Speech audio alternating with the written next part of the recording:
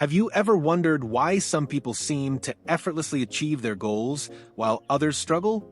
Maybe it's not about motivation, talent, or even hard work. Maybe it's something much smaller, something we often overlook. Today, we're going to explore the secret power of tiny everyday habits, as revealed in James Clear's book, Atomic Habits. Welcome to Lumen Lecture, your go-to channel for insightful book summaries and key takeaways that transform knowledge into action. Here, we break down powerful ideas from best-selling books to help you level up in life, one story at a time. Do like, share, and subscribe the channel, and let's get into it. This is the story of how small changes, compounded over time, can lead to massive transformation. And no, it's not just a theory. This is real, practical advice that anyone can use to improve their lives. So, let's start at the beginning. Chapter 1, The Surprising Power of Atomic Habits. Imagine a runner. They don't start by running a marathon on day one. Instead, they begin with a simple jog, a mile or two at most. Over time, they add more distance until eventually they can run for hours. This is the essence of an atomic habit. It's the compound effect of small actions repeated day after day, building into something extraordinary. Think of habits like planting seeds. A single seed seems insignificant, but with time and care, it grows into something much larger, just like the small habits that shape our daily lives. Example, if you improve by 1% every day, by the end of the year, you'll be 37 times better than when you started. Key takeaway: the smallest habits, when consistently applied, lead to massive results over time. Focus on getting just a little better each day. In Chapter 2, we dive deeper into identity. Clear tells us that true behavior change is identity-based. Don't focus on what you want to achieve. Focus on who you want to become. When you tie your habits to your identity, like seeing yourself as a runner, a reader, or a healthy person, it's no longer just about achieving goals. It's about reinforcing who you believe you are. Example, a person who goes to the gym every day isn't just working out, they're embodying the identity of being a healthy person. Key takeaway: shift your focus from achieving goals to becoming the type of person who naturally achieves those goals. In Chapter 3, Clear introduces the habit loop. Every habit follows the same pattern: cue, craving, response, and reward. Understanding this loop allows you to design habits intentionally. Once you identify the cue and reward behind a habit, you can modify the behavior to form new, positive habits or eliminate bad ones. Example, if stress makes you snack, replace the response. Instead of snacking, try a brief walk. The walk satisfies the craving for relief, and the habit starts to change. Key takeaway: to change habits, understand the loop and consciously tweak one of the stages: cue, craving, response, or reward. In Chapter 4 of Atomic Habits, James Clear introduces a powerful truth about human behavior. We follow what is easy. If something is hard to do, we avoid it. If it's easy, we're more likely to stick with it. This brings us to the concept of making habits obvious. Our environment plays a huge role in shaping our habits. In Chapter 4, Clear tells us that if we want to adopt better habits, we must make them obvious. The more visible and easier the cue is to spot, the more likely we are to take action. Example, let's say you want to start drinking more water. One way to make this habit obvious is to place a water bottle in every room you spend time in. The presence of the bottle becomes the visual cue that reminds you to hydrate. Key takeaway: the lesson here is simple. If you want to create a new habit, make it obvious in your environment.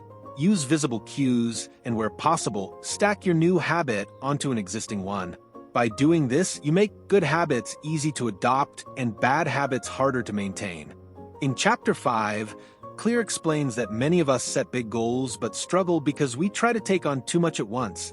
The solution? Make the task as small as possible, so small that it seems ridiculously easy to complete. The 2-minute rule suggests that you should start any new habit by doing it for just 2 minutes. The key idea here is that once you've started, it's much easier to keep going. The hardest part is showing up. After those 2 minutes, you'll often find yourself wanting to continue. You might read more than one page or go for a longer walk, but the goal isn't to do more at first, it's just to begin. And by showing up consistently, you're building the habit of taking action. Here's an example. Let's say you want to start working out.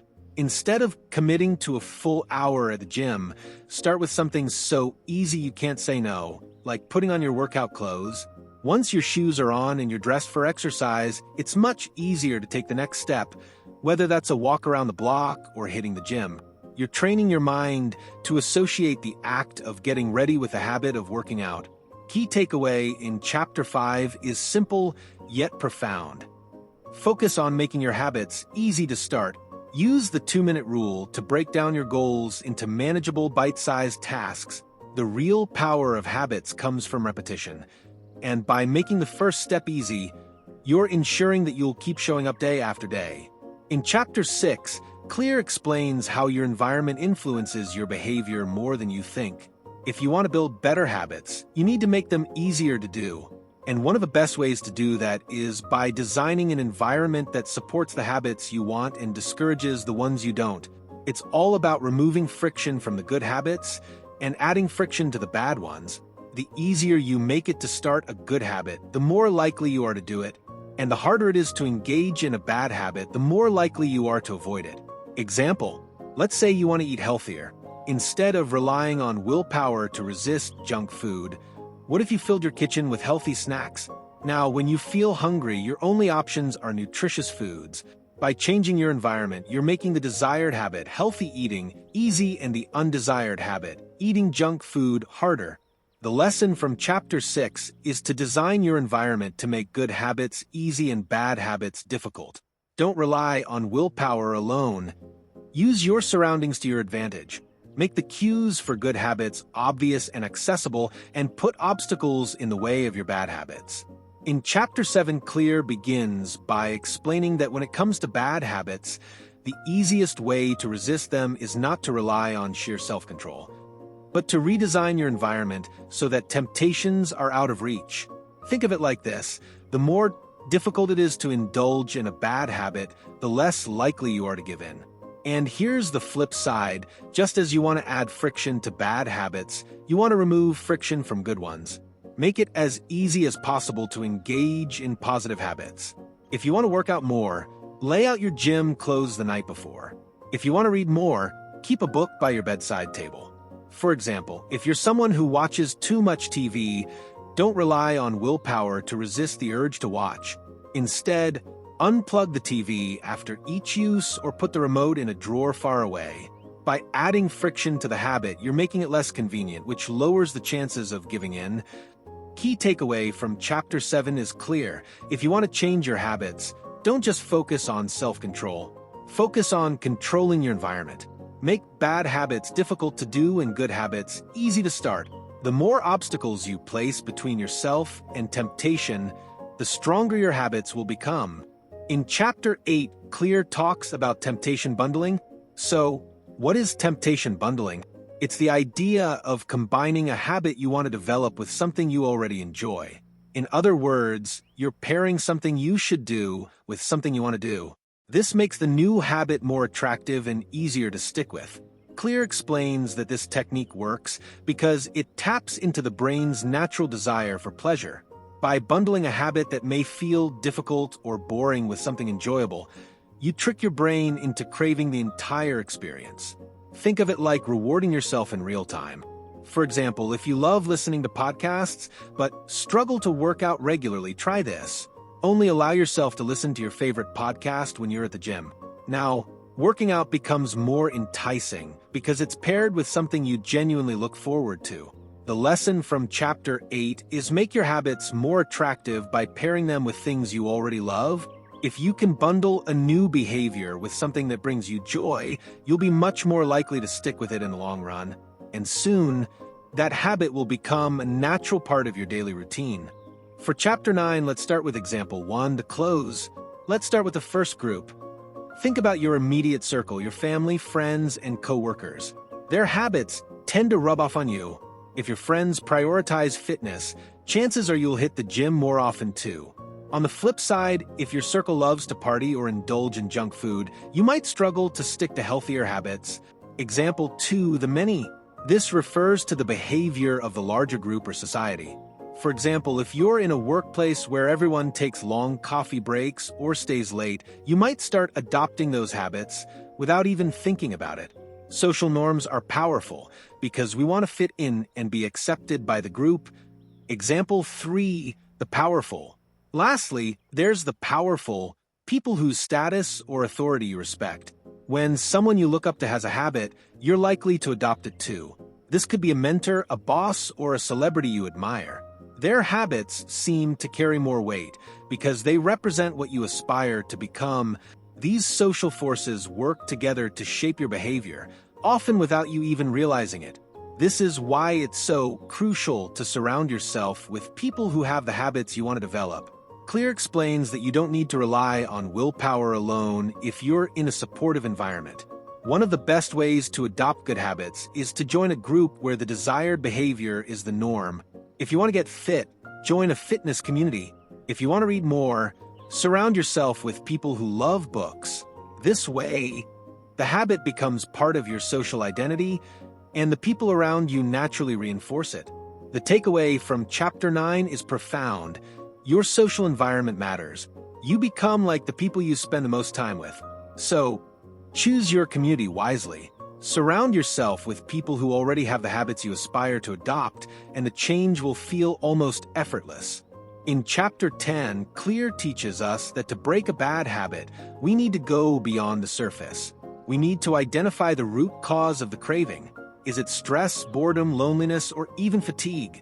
Once you understand the real craving behind the behavior, you can find a better way to satisfy it. When you understand the true craving behind a bad habit, you can replace the response with something healthier. It's not about eliminating the craving, it's about satisfying it in a more productive way. The bad habit loses its power because you've addressed the deeper issue. Example: imagine a student who constantly checks their phone while studying. It's not because they want to fail their exams or they love their phone more than learning. It's usually because of boredom or the craving for a distraction. The bad habit, checking the phone, is their brain's way of escaping that discomfort. Key takeaway: the lesson from Chapter 10 is that bad habits are often just symptoms of deeper cravings. Instead of fighting the habit, focus on finding healthier responses to those cravings. Whether it's stress, boredom, or loneliness, identifying the root cause helps you change your behavior in a lasting way. And that's it for today's video. We've covered the first 10 chapters of Atomic Habits, but don't worry, we'll be diving into chapters 11 to 20 and wrapping up the full conclusion in our next video, coming soon, so stick around for that. In the meantime, don't forget to like, share, and subscribe to the channel for more great content. And hey, drop a comment below. Let me know which habits you've been able to change or start working on. I'd love to hear your journey. Until next time, keep building those atomic habits.